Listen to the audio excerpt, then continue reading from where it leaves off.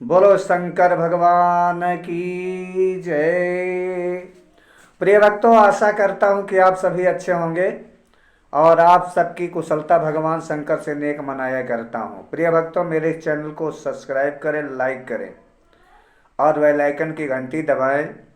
इस तरह की भगवत कथाएं आप सबके पास आसानी से पहुंच सकें। आज हम सोमवार व्रत कथा बताएंगे। सोमवार का व्रत साधारणतया दिन के तीसरे पहर तक होता है। व्रत में फलाहार या पारायण को कोई खास नियम नहीं है, परंतु यह आवश्यक है कि दिन रात में केवल एक समय भोजन करें। सोमवार के व्रत में शिव पार्वती जी का पूजन करना चाहिए। सोमवार के ये व्रत 3 प्रकार के होते हैं, यथा साधारण सोमवार, सौम्य प्रदोष और 16 सोमवार। विधि तीनों की एक जैसी है। शिव पूजन के पश्चात कथा सुननी चाहिए। सौम्य प्रदोष व्रत सोमवार, 16 सोमवार, तीनों की कथाएं अलग अलग हैं, जो आगे बताएंगे। इस समय हम सोमवार व्रत कथा आपको बताऊंगा। एक बहुत धनवान साहूकार था, जिसके घर में धन आदि किसी प्रकार की कमी तो न थी, परंतु उसको एक दुख था कि उसके कोई पुत्र नहीं था। वह इसी चिंता में रहता था और पुत्र की कामना के लिए प्रति सोमवार को शिव जी का व्रत और पूजन भी किया करता था। सायंकाल वह शिव मंदिर में दीपक जलाता था। उसकी इस भांति को उसके इस भक्ति को देखकर एक समय पार्वती जी ने शिव जी महाराज से कहा कि महाराज, यह साहूकार आपका अनन्य भक्त है, सदैव आपका व्रत और पूजन बड़ी श्रद्धा से करता है, इसकी मनोकामना पूर्ण करनी चाहिए। शिव जी ने कहा कि पार्वती जी, यह संसार कर्म क्षेत्र है। किसान खेत में जैसे बीज बोता है वैसे ही फल काटता है। इसी तरह संसार में जो जैसा करते हैं वैसा ही फल भोगते हैं। पार्वती जी ने कहा कि आपके भक्त को यदि किसी प्रकार का दुख है तो आपको अवश्य दूर करना चाहिए। आप सदैव अपने भक्तों पर दयालु रहते हैं, उनके दुख को दूर करते हैं। आप ऐसा ना करें तो मनुष्य क्यों आपकी सेवा व्रत पूजन करेंगे। पार्वती जी का ऐसा आग्रह देख कर शिव जी कहने लगे, हे पार्वती, इसके कोई पुत्र नहीं है, इसी पुत्र चिंता से यह अति दुखी रहता है। इसके भाग्य में पुत्र न होने पर भी मैं इसको पुत्र की प्राप्ति का वरदान देता हूं, परंतु वह पुत्र 12 वर्ष तक ही जीवित रहेगा।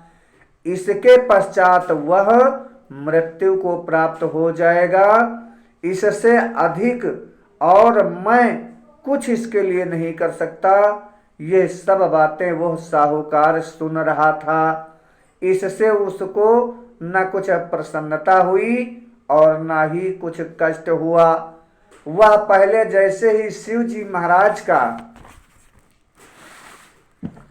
व्रत और पूजन करता था वैसे ही कर रहा था। कुछ काल व्यतीत हो जाने पर साहूकार की स्त्री गर्भवती हुई और 10वें महीने में उसके गर्भ से अति सुंदर पुत्र की प्राप्ति हुई। साहूकार के घर में बहुत खुशी मनाई गई, परंतु साहूकार ने इसकी केवल 12 वर्ष की आयु जान कोई अधिक प्रसन्नता प्रकट नहीं की और न किसी को भेद बताया। जब 11 वर्ष का हो गया तो वो बालक की माता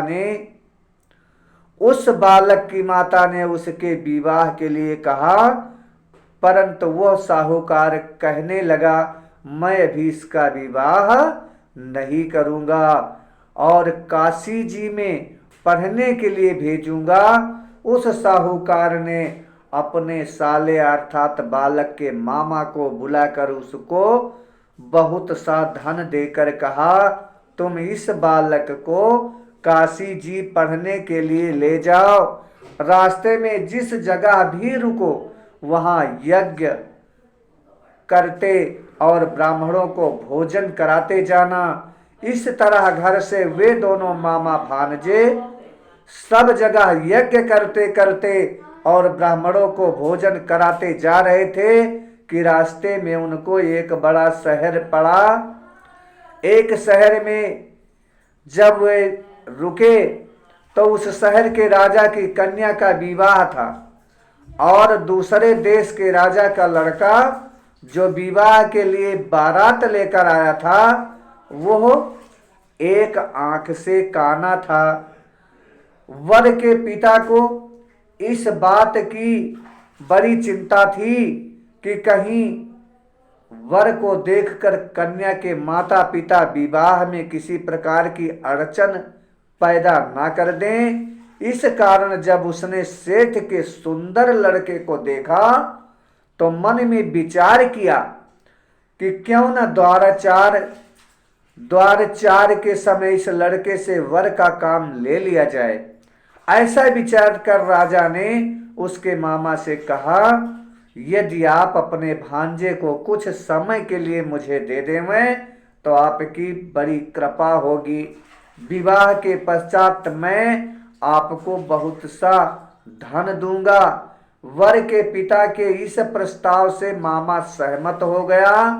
तब वे साहूकार के लड़के को घोड़ी पर चढ़ाकर द्वारचार पर ले गए और बड़ी सुंदरता से सब कार्य हो गए। परंतु जिस समय लड़का जाने लगा तो उसने राजकुमारी की चुंदरी के पल्ले पर लिख दिया कि तेरा विवाह तो मेरे साथ हुआ है, परंतु जिस राजकुमार के साथ तुमको भेजेंगे वो एक आंख का काना है। मैं तो काशी जी पढ़ने जा रहा हूं। उस राजकुमारी की आंख खुली तो अपनी चुनरी पर ऐसा लिखा हुआ पाया तो उसने राजकुमार के साथ जाने से मना कर दिया और कहा कि यह मेरा पति नहीं है, मेरा विवाह इसके साथ नहीं हुआ। वो तो काशी जी पढ़ने गया है। राजकुमारी के माता पिता ने अपनी कन्या को विदा नहीं किया और बारात वापस चली गई। उधर वो सेठ का लड़का और उसका मामा काशी जी में पहुंच गया। वहां जाकर उन्होंने यज्ञ करना और लड़के ने पढ़ना शुरू कर दिया। जब लड़के की आयु 12 साल की हो गई उसी दिन उन्होंने यज्ञ रचा रखा था कि लड़के ने अपने मामा से कहा, मामा जी आज मेरी तबीयत कुछ ठीक नहीं है। मामा ने कहा अंदर जाकर सो जाओ। लड़का अंदर सो गया और थोड़ी देर में उसके प्राण निकल गए। जब उसके मामा ने आकर देखा कि वह तो मुर्दा पड़ा है तो उसको बड़ा दुख हुआ और उसने सोचा कि मैं अभी रोना पीटना मचा दूंगा तो यज्ञ का कार्य अधूरा रह जाएगा। अतः उसने जल्दी से यज्ञ का कार्य समाप्त करा के ब्राह्मणों के जाने के बाद रोना पीटना आरंभ कर दिया। संयोगवश उसी समय शिव जी महाराज व पार्वती जी उधर से जा रहे थे। जब उन्होंने जोर जोर से रोने पीटने की आवाज सुनी तो पार्वती ने कहा, महाराज ये तो उसी साहूकार का लड़का है। तो शिव जी बोले, पार्वती जी इसकी आयु इतनी ही थी, सो भोग चुका। पार्वती जी ने कहा कि महाराज कृपा करके इस बालक को और आयु दो, नहीं तो इसके माता पिता तड़प तड़प कर मर जाएंगे। पार्वती जी के इस प्रकार बार बार आग्रह करने पर शिव जी ने उसको वरदान दिया और शिव जी महाराज की कृपा से लड़का जीवित हो गया। शिव पार्वती जी कैलाश चले गए। अब लड़का व उसका मामा उसी प्रकार यज्ञ कराते हुए अपने घर की ओर चल पड़े। रास्ते में उसी शहर में आए जहां विवाह हुआ था। वहां पर आकर उन्होंने यज्ञ आरंभ कर दिया तो लड़के के ससुर राजा ने उन्हें पहचान लिया और अपने महल में ले जाकर बड़ी खातिर की, साथ ही बहुत दास दासियों सहित आदर पूर्वक लड़की और जमाई को विदा किया। जब वह अपने शहर के निकट आए तो मामा ने कहा कि मैं पहले तुम्हारे घर जाकर सबको खबर कर आता हूं। उस समय लड़के के माता पिता अपने घर की छत पर बैठे हुए थे और उन्होंने यह प्रण कर रखा था कि यदि हमारा पुत्र सकुशल घर पर आए तो राजी खुशी नीचे उतरकर आ जाएंगे, नहीं तो छत से गिरकर अपने प्राण को दे देंगे। इतने में उस लड़के के मामा ने जाकर यह समाचार दिया कि आपका पुत्र आ गया है, परंतु उनको विश्वास नहीं आया। जब उसके मामा ने शपथ पूर्वक कहा कि आपका पुत्र अपनी स्त्री के साथ बहुत सारा धन साथ में लेकर आया हुआ है, तो सेठ ने आनंद के साथ उसका स्वागत किया और बड़ी प्रसन्नता से रहने लगे।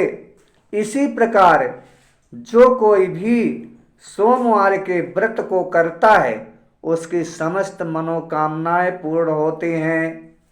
प्रिय भक्तों, कथा सुनने के बाद भगवान की आरती करनी चाहिए। आरती इस प्रकार है।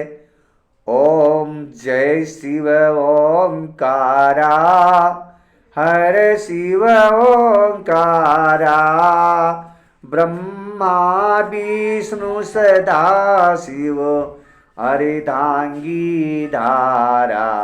ओम जय शिव ओंकारा, एकानन चतुरानन पंचानन राजे, हंसानन गरुड़ासन वृषवाहन साजे।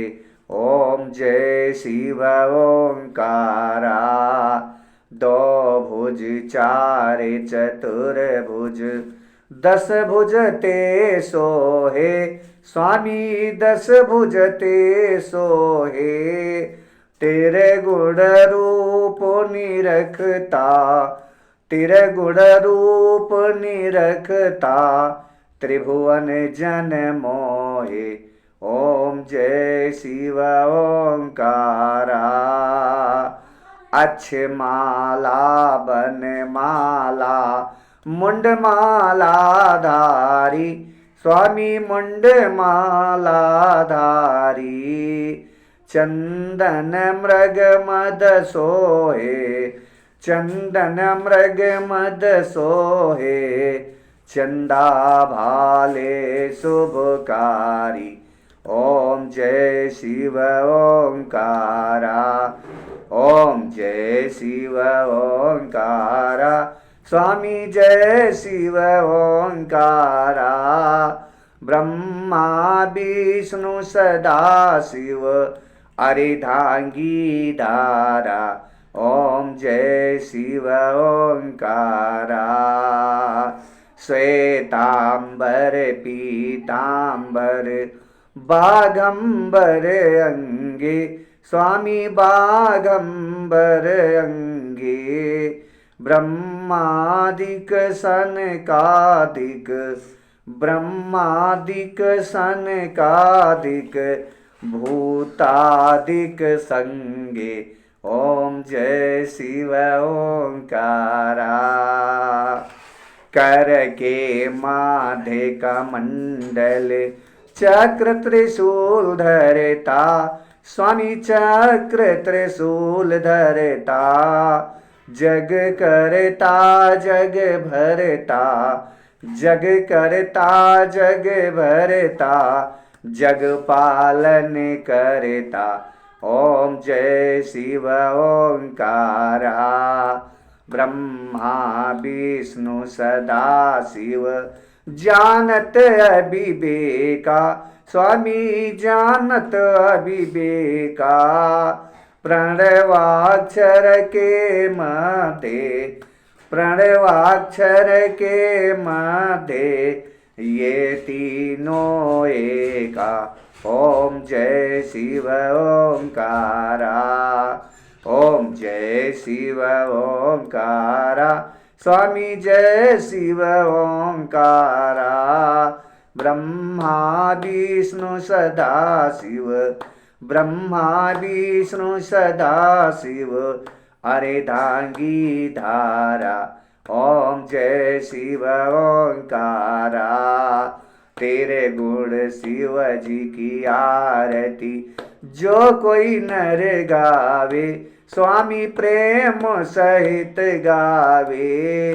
कहत शिवानंद स्वामी, भजत शिवानंद स्वामी, सुख संपत्ति पावे। ओम जय शिव ओंकारा।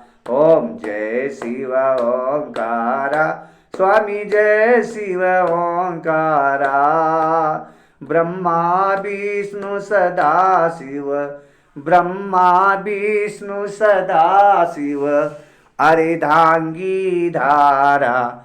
ओम जय शिव ओंकारा।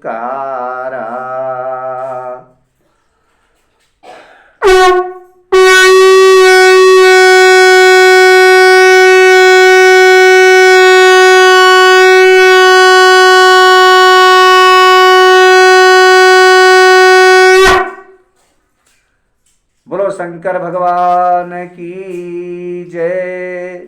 प्रिय भक्तों, मेरे इस चैनल को सब्सक्राइब करें, लाइक करें और बेल आइकन की घंटी दबाएं, ताकि इस तरह की कथाएं आपके पास आसानी से पहुंच सकें। बोलो शंकर भगवान की जय।